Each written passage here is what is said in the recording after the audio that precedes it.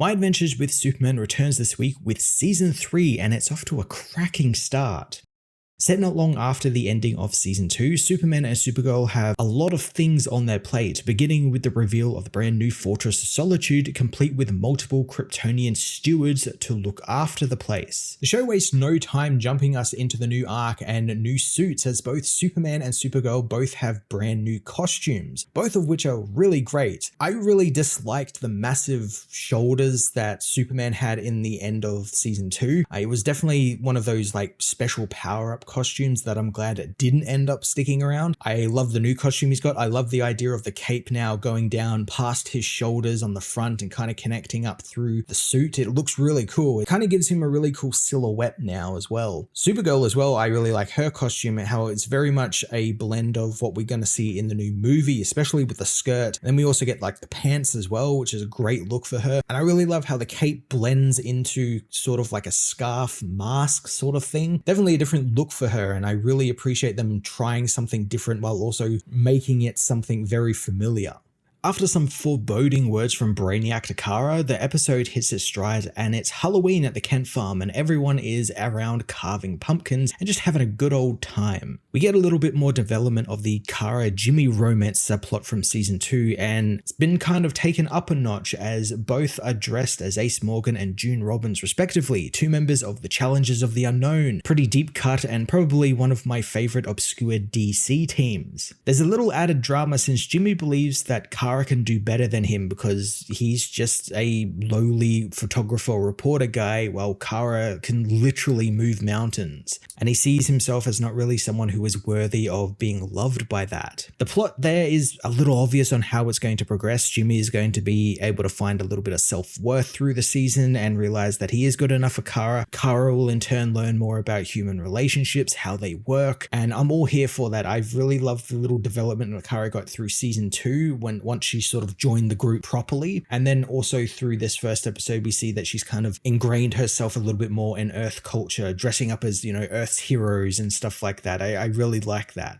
Lois and Clark's love life also jumps around a little bit as Clark tries to get him and Lois to move in together, and he's kind of thought about this a little bit because he's been looking at housing listings, looking at little farms they can buy together, places where they can raise kids and animals and dogs and cats and all sorts of stuff like that, and there's a little bit too much of change for Lois. She doesn't really want to do this because it's moving way too fast, and I'm guessing that's going to be their sort of thing throughout this season, even though that kind of was in the first two seasons where they were kind of going back and forth from both rushing into this and both not wanting to do this at this point or something. So I'm intrigued to see what the writers have in store for us in this season for their relationship, especially because of how it's probably going to contrast with what Kara and Jimmy are going through. Sam Lane, one of my favorite characters from this show, also gets a little bit of an introduction in this episode as he's now quote-unquote retired, working a desk job out of the Pentagon. However, that still allows him to bring Lois information on some stolen files from something called Project Caliban, a secret project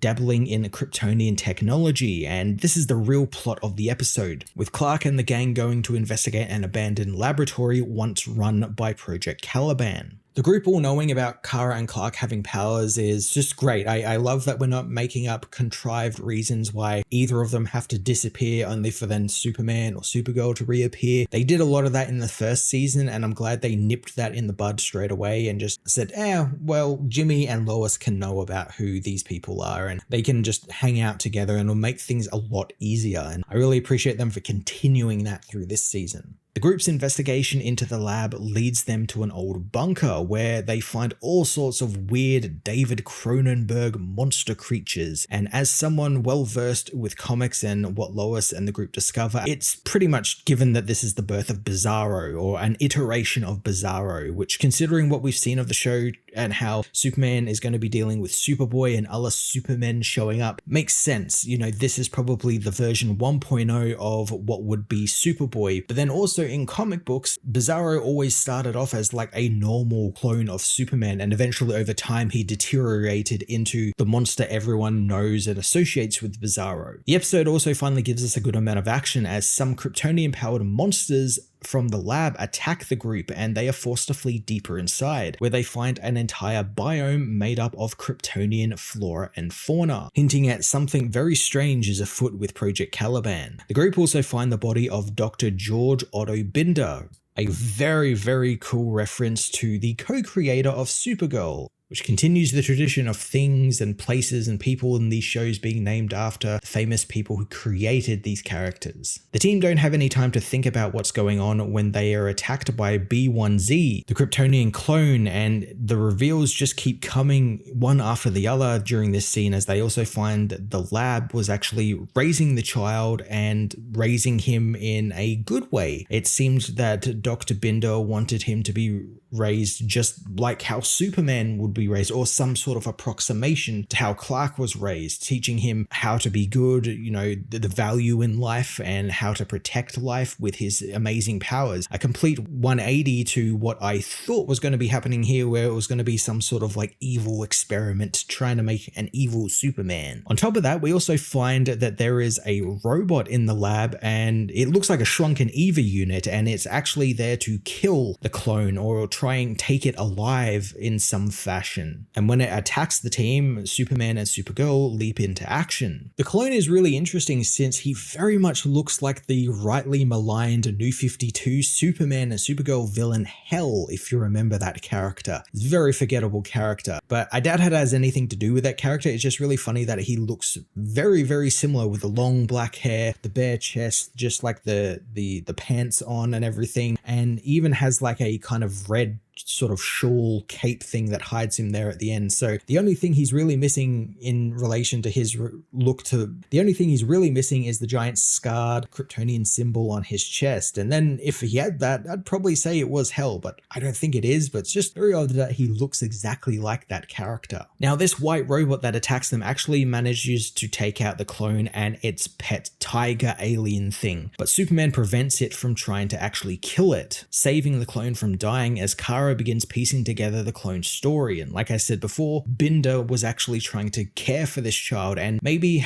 was doing it behind the back of everyone else in Project Caliban, since he's sort of set up in this like biome that's just like forest and it's like hidden away. So it makes me feel like he was trying to like make this person a good being instead of turning them into a villain. I also like that it's Kara who's the one who figures out that this clone isn't a bad guy, since she knows how weapons are raised and how they are molded. She herself was one because of Brainiac. She was molded into a weapon before being saved by Superman and his friends. So she understands what being molded and turned into a weapon looks like, and what is happening to the clone is not. Eventually, the robot self-destructs and the lab begins flooding as an act of self-defense, and thanks to saving the clone from certain death, he ends up saving Clark's life, getting him free from the lab. The clone and its pet tiger alien monster escape into Metropolis, and I love this new take on BIZARRO, or what is probably going to become BIZARRO. It feels new. The whole pet tiger alien is a cool idea too. I want to say he did have that in the Superman animated series, or like some sort of little pet alien thing. I vaguely remember something about the animated series BIZARRO having sort of a pet alien for at least an episode he appeared in. But I just think it's cool he's got this big tiger alien thing that feels like